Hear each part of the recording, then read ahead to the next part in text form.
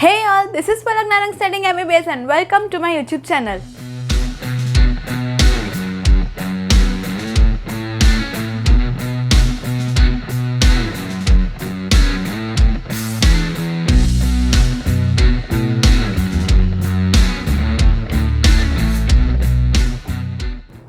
So today we are going to be starting with our new phylum Echinodermata. तो Echinodermata, उसमें इकाइनोस का मतलब होता है स्पाइन और डर्म मतलब स्किन। तो इकाइनोडर्मेटा वो ऑर्गेनिजम्स हुए जिनके स्किन के ऊपर स्पाइन्स होते हैं। ठीक है, सिंपल एकदम। अब वो ऐसे ऑर्गेनिजम्स होते हैं जिन लोगों के अंदर मतलब एंडोस्केलेटन में कैल्केरियस मतलब इन शॉर्ट कैल्केरियस एंडोस्केलेटन होता है। ये मीजोडर्म के अंदर प्रेजेंट होता है। ये कुछ ऐसी कैरेक्टरिस्टिक होती है इकाइनोडर्म की जो कॉर्डेट से मिलती जुलती है। क्यों? क्योंकि अब हम लोग ऑलमोस्ट कॉर्डेट्स के पास आ गए, एकदम इवोल्यूशन करते करते तो वहाँ तक पहुँच गए। तो हम पहले देखते हैं सिमिलैरिटी जो वो कॉर्डेट्स के साथ शो करते हैं।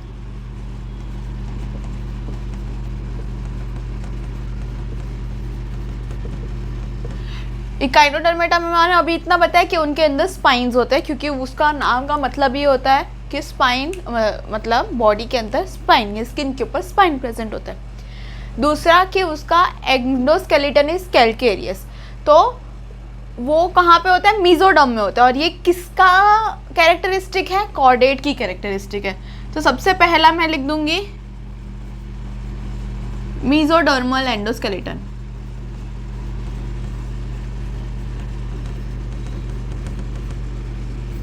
मीजोडर्मल एंडोस्केलेटन है और इस वजह से जो इकाइनोडर्मेटा है वो एकदम शाइनी अपीयरेंस देते हैं।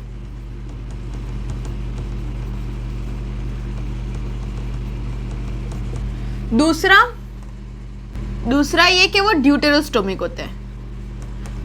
ड्यूटेरोस्टोमिक मतलब वो जो organism tube with in tube type of body show करते हैं।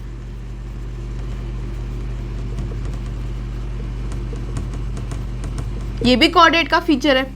एक और फीचर है कि उसमें ट्रू सीलोम प्रेजेंट होता है। ठीक है, ये तीन फीचर है जो इकाइनोडर्मेटा को कॉर्डेट्स के साथ सिमिलर करता है। अब इकाइनोडर्मेटा थोड़ा इंपॉर्टेंट फाइलम है बाकी सबके कंपैरिजन में, क्योंकि एक तो वो इतना हाईएस्ट कैटेगरी में है, बट उसके अंदर काफ़ी सारे ऐसे एक्सेप्शन है। जैसे कि सबसे बेसिक एक्सेप्शन जो सब लोगों को पता होना चाहिए कि adult echinoderm are radially symmetrical और लार्वा जो होते हैं वो बाइलेटरल होते हैं। तो ये इसका एक्सेप्शन है। तो ये पक्का इस पर क्वेश्चन तो आएगा ही आएगा।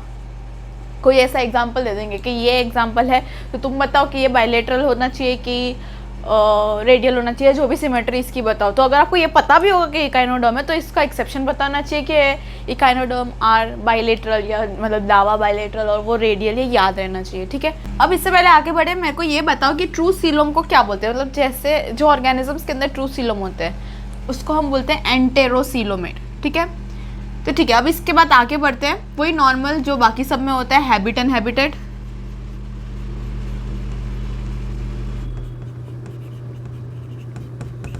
अब हैबिट एंड हैबिटेट में इसमें मैं लिखूंगी एक्सक्लूसिवली मराइन।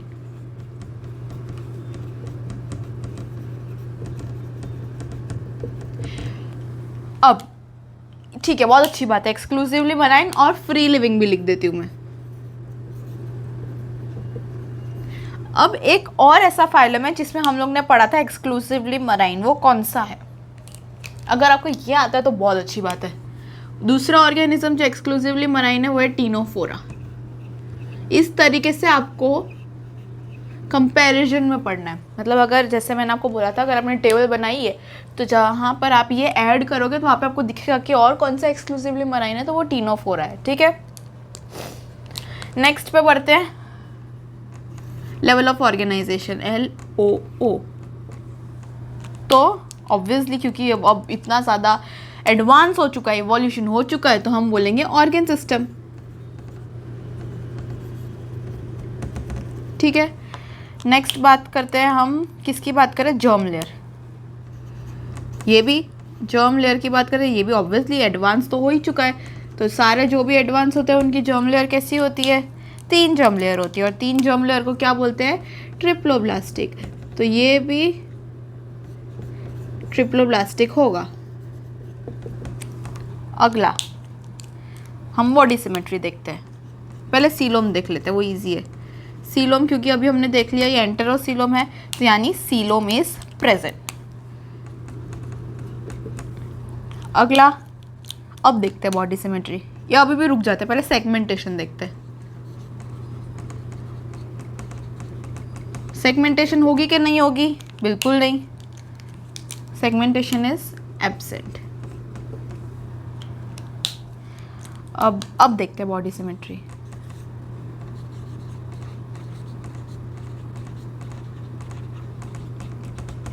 बॉडी सिमेट्री में क्या, जो अडल्ट इकाइनोडर्म है, अभी मैंने बोला अडल्ट इकाइनोडर्म है, वो क्या होंगे, रेडियली सिमेट्रिकल होंगे, तो मैं क्या लिख दूँ इधर, रेडियल। और जो लार्वा होंगे या जो बच्चे होंगे वो क्या होंगे, बाइलेटरल। ये बहुत इंपॉर्टेंट है, ऐसे स्टार मार्क कर देना, पूछते हैं, ये बहुत बार पूछा है।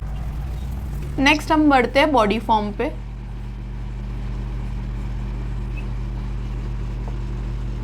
बॉडी फॉर्म, तो जो अडल्ट इकाइनोडर्म होते हैं, अडल्ट इकाइनोडर्म आर पेंटामरस, और उसकी रेडियल सिमेट्री होती है। पेंटामरस मतलब 5 साइड वाले, ठीक है। अब उसका शेप की अगर हम बात करें तो शेप उसका स्टार भी हो सकता है, स्टार शेप्ड, और स्टार शेप्ड का एग्जांपल है स्टारफिश, सिंपल। उसके अलावा इसका शेप हो सकता है ग्लोब्यूलर, तो उसका एग्जांपल है सी अर्चिन, और या फिर इसका हो सकता है सिलेंड्रिकल, इसका एग्जांपल है सी क्यूकम्बर, क्यूकम्बर जो भी बोलना है, सिलेंड्रिकल क्यूकम्बर, और क्योंकि क्यूकम्बर सिलेंड्रिकल होता है इसलिए इससे भी याद रहेगा।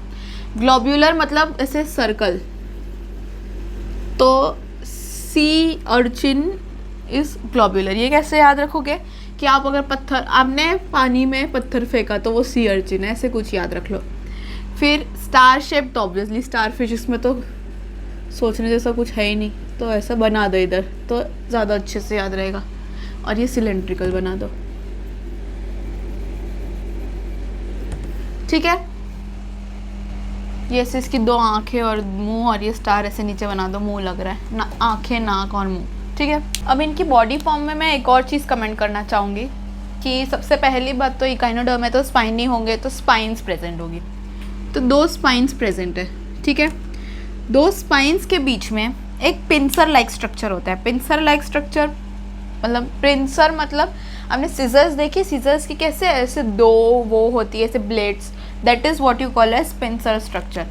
तो मैं वो बना देती हूँ ऐसा, दिस इज नोन एज पेडिसिलियरे,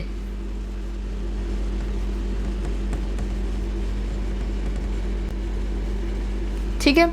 अब pedicellariae is formed of 3 calcareous plates, 3 होते हैं, उसमें से जो 2 होते हैं ना वो कैलकेरियस वाल्स होते हैं,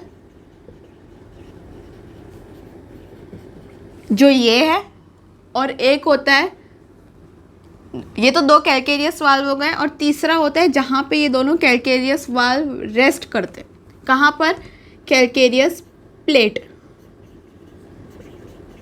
कैलकेरियस प्लेट, ठीक है। यहाँ पे बेस पे अटैच रहते हैं, तो कुछ नहीं, बस ये ऐसा स्ट्रक्चर होता है इकाइनोडर्मेटा पे। अब नेक्स्ट हम लोग पढ़ते हैं वाटर वेस्क्यूलर सिस्टम। उसके लिए मुझे डायग्राम बनाना है, तो आप इसको लिखो और फिर मेरे साथ साथ डायग्राम बनाओ।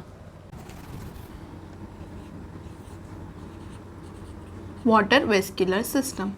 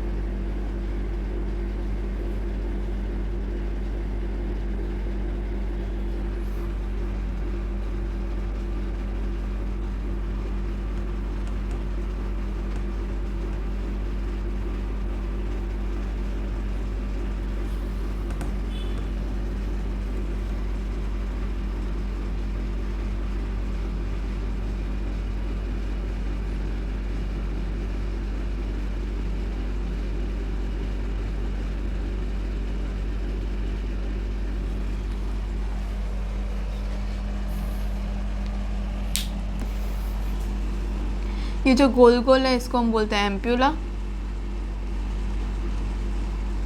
सेंटर वाले पार्ट को बोलते हैं पोडियम, और जो सबसे नीचे वाला होता है इसको बोलते हैं सकर, इसको बोलते हैं सीव ट्यूब, सीव प्लेट सॉरी, इसको बोलते हैं स्टोन कैनाल,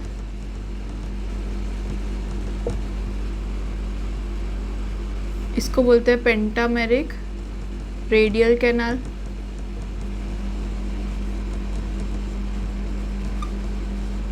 ये साइड वाले को बोलते हैं लेटरल कैनाल, एंड इसको बोलते हैं रेडियल कैनाल।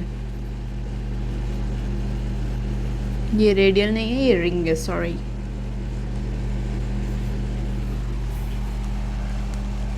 अब इसको ड्रॉ करो। अब this is a modified coelom जिसके अंदर बहुत सारे कैनाल सिस्टम प्रेजेंट होती है। इसको वाटर वेस्क्यूलर सिस्टम क्यों बोलते हैं? क्योंकि this is actually a cardiovascular system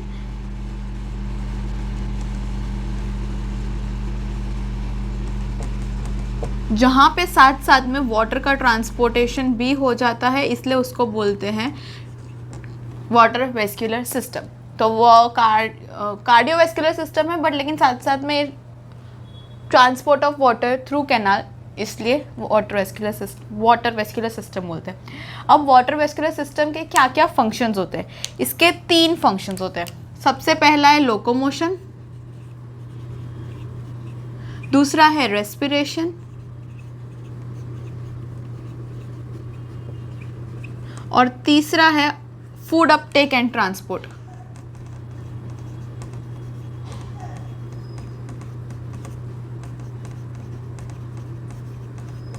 सबसे पहला लोकोमोशन। लोकोमोशन कैसे होता है? लोकोमोशन होता है इसकी मदद से, इसको बोलते हैं हम ट्यूब फुट। ये क्या करता है? सबस्ट्रेटम है जहाँ पर कोई भी ऑर्गेनिज्म होता है, सबस्ट्रेटम अटैच होता है, तो वहाँ पे ऑल्टरनेटिवली जितने भी ट्यूब फिट है ना, एक अटैच होकर फिर रिलीज़ होता है, अटैच होकर रिलीज़ होता है, ऐसे ऐसे धीरे धीरे करके आगे बढ़ता है। और जब ये आगे बढ़ता है तो साथ साथ में वाटर का भी इन एंड आउट मूवमेंट चलता रहता है, और मतलब साइमल्टेनियसली दोनों काम होते हैं। सो लोकोमोशन में मदद किया वाटर वेस्क्यूलर सिस्टम में। दूसरा रेस्पिरेशन, जो ट्यूब फीट होती है उसकी आउटर लेयर एकदम थिन होती है, उसकी मदद से रेस्पिरेशन हो जाता है, एक्सचेंज ऑफ गैसेस हो जाते हैं। तीसरा food Uptake and transport, again tube food से फूड अंदर आता है और फिर बाद में अंदर की तरफ ट्रांसपोर्ट हो जाता है, this is food Uptake and transport. एक कैटेगरी होती है, एक कैरेक्टरिस्टिक होती है, सॉरी किसकी? स्टारफिश की, उसको बोलते हैं ऑटोनॉमी। ऑटोनॉमी का क्या मतलब होता है कि वो एक ऑब्वियसली जैसे हम छिपकली की पूंछ काटते हैं वापस आ जाती है, सिमिलरली अगर एक ऐसे पैर या कुछ भी ऐसा काटा तो पूरा नया स्टारफिश उग जाता है या ग्रो हो जाता है। That property is known as autonomy. तो ये हमारा वाटर वेस्क्यूलर सिस्टम खत्म होता है, हम आगे बढ़ते हैं। एक बार वापस करते हैं वाटर वेस्क्यूलर सिस्टम। सबसे पहले वाटर वेस्क्यूलर सिस्टम, ऐसा नाम क्यों? क्योंकि एक्चुअल में वेस्क्यूलर सिस्टम है वो, कार्डियोवेस्क्यूलर सिस्टम, बट इसमें कार्डियोवेस्क्यूलर सिस्टम के फंक्शन के अलावा वाटर का ट्रांसपोर्ट भी हो जाता है थ्रू कैनल सिस्टम, इसीलिए इसका नाम हमने दोनों को साथ में मिला के दे दिया, that is water vascular system.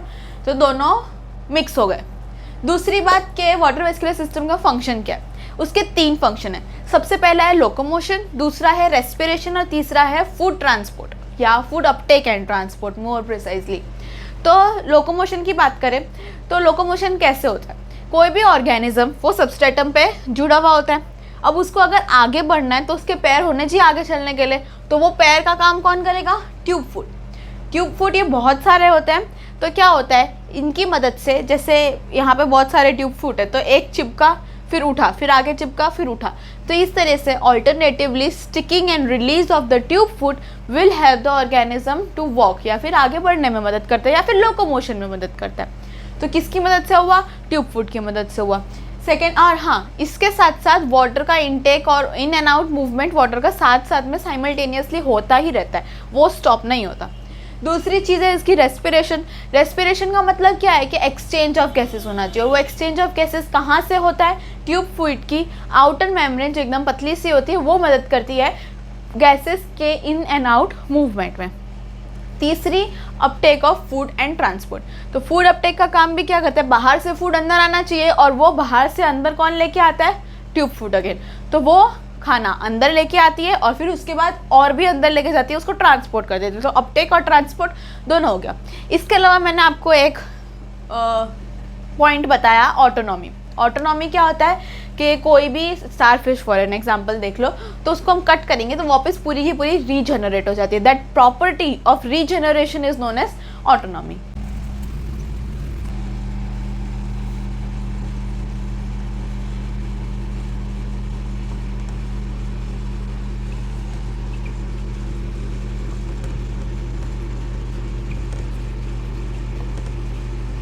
Next है हीमल एंड पेरीहीमल सिस्टम। अब क्योंकि इसके अंदर ब्लड वेस्कुलर सिस्टम तो एब्सेंट होता है, तो लिख दो सबसे पहले ब्लड वेस्कुलर सिस्टम एब्सेंट। ठीक है, इसीलिए हीमल एंड पेरीहीमल सिस्टम प्रेजेंट होता है which is coelomic origin. Obviously coelom से ही आएगा सब, क्योंकि अब तो सब एडवांस हो चुका है। दूसरी बात कि अब सर्कुलेटरी सिस्टम की बात करें, जिसको मैं CS लिख रही हूँ, तो वो कैसा होता है, open type of circulatory system. Open type of circulatory system है, इसका मतलब हार्ट होगा कि नहीं होगा, हार्ट इज एब्सेंट। अच्छा सा बनाते हैं।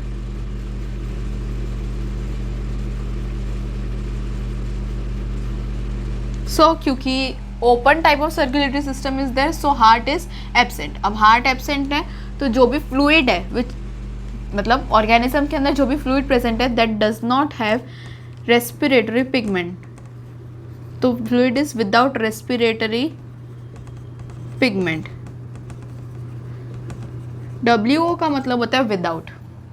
क्या क्या बोला मैंने हीमल एंड पेरीहीमल सिस्टम के बारे में, कि क्योंकि ब्लड वेस्कुलर सिस्टम एब्सेंट होता है, इसलिए सिलोमिक ओरिजिन से आता है हमारा हीमल एंड पेरीहीमल सिस्टम। यहाँ पे circulatory system which is open, तो क्योंकि वो ओपन है that means heart is not present, और उसके अंदर रेस्पिरेटरी पिगमेंट भी एब्सेंट होते हैं। अगले पे बढ़ते हैं हम, डाइजेस्टिव सिस्टम।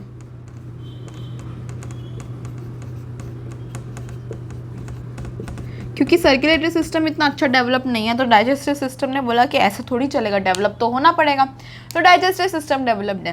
तो इसका मतलब डेवलप्ड डाइजेस्टिव सिस्टम है, इसका मतलब क्या होगा कि 2 ओपनिंग्स होगी।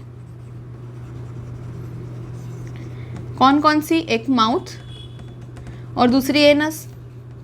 माउथ कहाँ पे खुलता है, इन जनरल कहाँ पे खुलना चाहिए, वेंट्रल साइड पे, आगे की साइड पे, और एनस डॉर्सल साइड पे।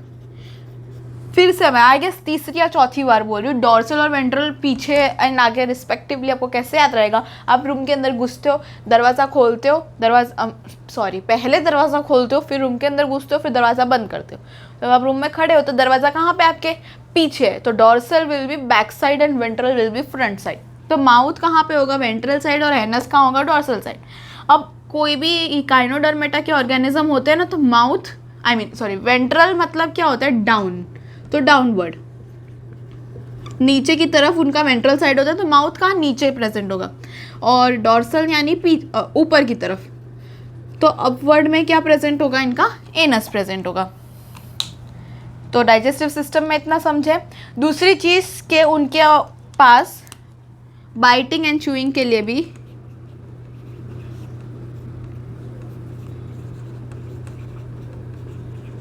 प्रेजेंट होते हैं, which is known as Aristotle lantern, जो स्पेशली ऐसे फालतू के लिए नाम दिए हुए ऐसा एक्स्ट्रा मेहनत करके, जो बाइटिंग एंड च्यूइंग में मदद करते हैं। सो अगेन मैं ये दोनों बोलती हूँ, सर्कुलेटरी सिस्टम नहीं होता है, इसलिए haemal and पेरीहीमल system is present, जो सीलोमिक ओरिजिन का होता है। ब्लड वेस्कुलर सिस्टम एब्सेंट होता है। सर्कुलेटरी सिस्टम इस हिसाब से देखा जाए तो ओपन है, और ओपन है इसका मतलब हार्ट एब्सेंट है, और इसके अंदर कोई भी रेस्पिरेटरी पिगमेंट्स नहीं होंगे। डाइजेस्टिव सिस्टम की बात करें तो वो जैसे जैसे आगे बढ़ते जाते हैं तो कंप्लीट डाइजेस्टिव सिस्टम होता है, तो इसमें भी कंप्लीट है, यानी कि 2 ओपनिंग प्रेजेंट होंगे। कौन कौन से 2, माउथ और एनस। माउथ कहाँ पे होगा, वेंट्रल साइड पे, और इकाइनोडर्मेटा की वेंट्रल साइड कहाँ है, नीचे की तरफ, तो यानी डाउनवर्ड। एनस कहाँ पे होगा, डॉर्सल साइड में, डॉर्सल साइड कहाँ पर है, ऊपर की तरफ, तो upward. Biting and chewing apparatus present होते हैं, यानी कि दांत होते हैं, जिसको हम लोग ने एक फैंसी नाम दे दिया है, which is known as Aristotle lantern. Aristotle एक इंसान का नाम है जो लैंटर्न लेके घूम रहा होता है, उसको दिख गया कि ओ हो इकाइनोडर्मेटा के पास तो दांत है, तो चलो मैं क्योंकि लैंटर्न लेके घूम रहा हूँ इसलिए ये मेरा नाम आ जाएगा एरिस्टोटल लैंटर्न। सच स्टोरी नहीं है आई गेस, बट हाँ हो भी सकती है, you never know. Aristotle lantern is known as Aristotle lantern वो है जो बाइटिंग एंड च्यूइंग apparatus को एक से ही नाम दिया हुआ है। ओके, आगे बढ़ते हैं एक्सक्रीटरी सिस्टम पे।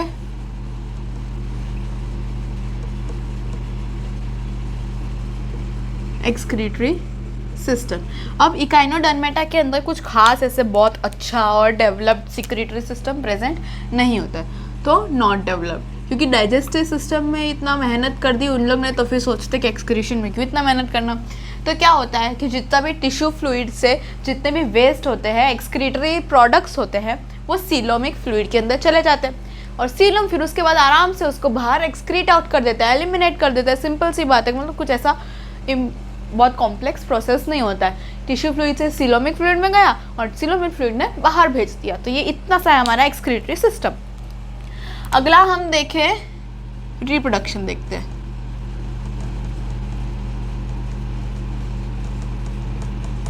तो रिप्रोडक्शन में क्या, ये डायोशियस होते हैं। डायोशियस का मतलब कि सेक्सेस आर सेपरेट। और कैसे रिप्रोडक्शन करते हैं ये लोग, सेक्सुअल रिप्रोडक्शन। ऑब्वियसली अब इतने डेवलप हो गए तो सेक्सुअल रिप्रोडक्शन करेंगे, अब एक सेक्सुअल किस बात की खुशी में। फिर उसके बाद बात करते हैं हम लोग fertilisation.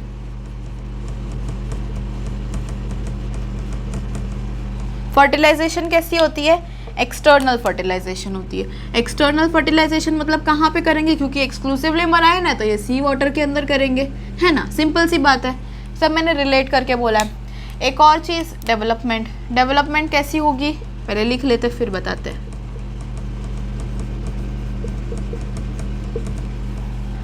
Development will be indirect. और लार्वा कैसा होगा, अभी मैंने बताया बाइलेटरल, अभी मतलब थोड़ी देर पहले। और फ्री लिविंग या फ्री स्विमिंग लार्वा, इसके कुछ एग्जाम्पल्स हैं। ये है इसके एग्जाम्पल्स जो कि इनडायरेक्ट डेवलपमेंट करते हैं। डायप्ल्यूरिया, बाइपिनेरिया, ब्रैक्योलेरिया, प्लूटियस, डोलियोलेरिया, ऑरिक्यूलोलेरिया। ऑरिक्यूलेरिया इसको याद कैसे करते हैं, चलो बनाते हैं कुछ, ठीक है। डायप्ल्यूरुला, बाइपिनेरिया, ब्रैक्योलेरिया, प्लूटियस, डोलियोलेरिया, ऑरिक्यूलेरिया। इसको कैसे याद रखोगे, डायप्ल्यूरुला, प्लूरल मेम्ब्रेन वो होती है जो लंग्स को कवर करती है, और हमारे पास लंग्स कितने हैं, 2 है, ये तो पता है ना सबको। तो डायप्ल्यूरुला 2 प्लूरल मेम्ब्रेन हुई, प्लस बाइपिनेरिया, पिन्ना यानी इसको पिन्ना बोलते हैं, तो कान कितने हैं हमारे पास, 2। पिन्ना एक्चुअली सिर्फ आउटर स्ट्रक्चर को बोलते हैं, तो बाइपिनेरिया 2 प्लूरल मेम्ब्रेन है, 2 पिन्ना है, यानी 2 ईयर्स है। ब्रैक्योलेरिया, भगवान ने क्या किया, 2 प्लूरल मेम्ब्रेन और 2 लंग्स, ऐसा याद रखो, रखना है तो, और 2 ईयर्स बना के सोचा कि बस मेरा हो गया, मैं ब्रेक लूँगा, तो ब्रैक्योलेरिया, ब्रेक लिया, और कहाँ पे चले गए, प्लूटो पे, तो प्लूटियस। इतना मतलब इतना अच्छा ब्रेक चाहिए था उनको कि प्लूटो पे ही चले गए, 2 लंग्स और 2 कान बना के। फिर वहाँ पे जाके डोलो खाई तो याद आया कि ओ ईयर को तो हम ऑरिकल भी बोलते हैं, ठीक है। तो क्या है, बाइप्यूलेरिया, बाइप्लूरुला, बाइपिनेरिया, ब्रैक्योलेरिया, प्लूटियस, डोलियोलेरिया, ऑरिक्यूलेरिया। वापस मैं बोल रही हूँ, 2 लंग्स थे, 2 प्लूरल मेम्ब्रेन तो डायप्लूरा, 2 पिनेरिया तो 2 कान, 2 लंग्स और 2 कान बना के भगवान ने सोचा कि चलो ब्रेक पे जाते, तो ब्रेक लिया और कहाँ चले गए, प्लूटो पे चले गए। प्लूटो पे जाके उनने खाया क्या, डोलो लिया, अगेन लिया, तो डोलो लिया, और वहाँ पे जाके उनको याद आया कि अच्छा कान को हम क्या बोलते हैं, ऑरिकल। इससे आप याद रखो। ये ऑलमोस्ट कंप्लीट हो गया हमारा इकाइनोडर्मेटा, एक मेजर पार्ट रह जाता है, दैट इज एग्जाम्पल्स, तो अब वो लिखते हैं।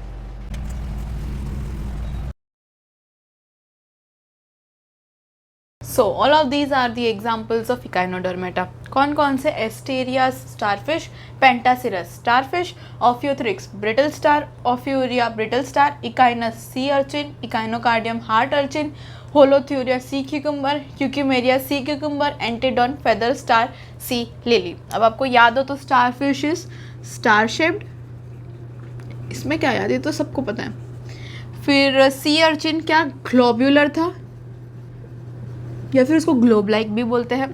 देन सी क्यूकम्बर क्या था? सिलेंड्रिकल। तीनों आ गए ना शेप्स। फिर अब इसको याद कैसे रखें? Asterias rhymes with the word asterisk, और एस्ट्रिक कैसा होता है? स्टार शेप्ड होता है, और स्टार शेप्ड क्या है? स्टारफिश। तो ये मैंने इधर एस्ट्रिक बना दिया। पेंटासिरस यानी पांच सरफेस या 5 बॉर्डर्स किसके होते हैं? स्टार के होते हैं, और स्टार कौन है? स्टारफिश।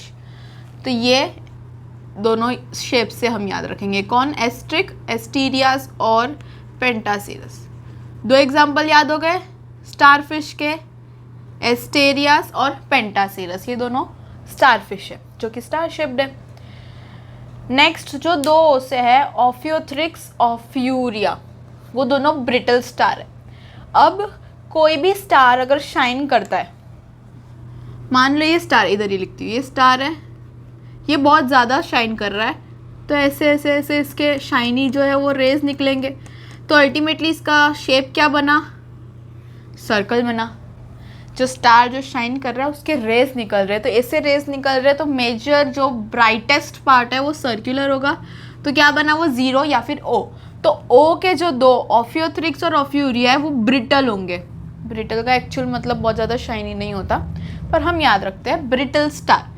तो ऑफियोथ्रिक्स और ऑफ्यूरिया ब्रिटल स्टार है। इसका ये तो याद रह गया। इकाइनस और इकाइनोकार्डियम, ये दोनों तो नाम से ही पता चल रहा है कि इकाइनोडर्मेटा के एग्जाम्पल है, बहुत बेसिक है। इकाइनोकार्डियम, कार्डियम यानी हार्ट, तो ये हार्ट अर्चिन है, और इकाइनस सी अर्चिन है। जो भी इकाई से चालू होते हैं उसमें ये चीज़ याद रखना, अर्चिन आता है, तो वो अर्चिन से आपको याद रह जाएगा कि एक सी अर्चिन है जिसमें ऐसा आता है, और जो कार्डियम वाला है उसमें हार्ट अर्चिन आता है, ठीक है।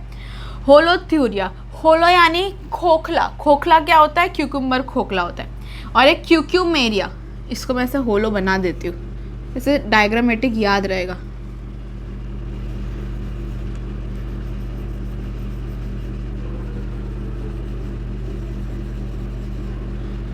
ऐसा लग रहा है कि होलो होगा,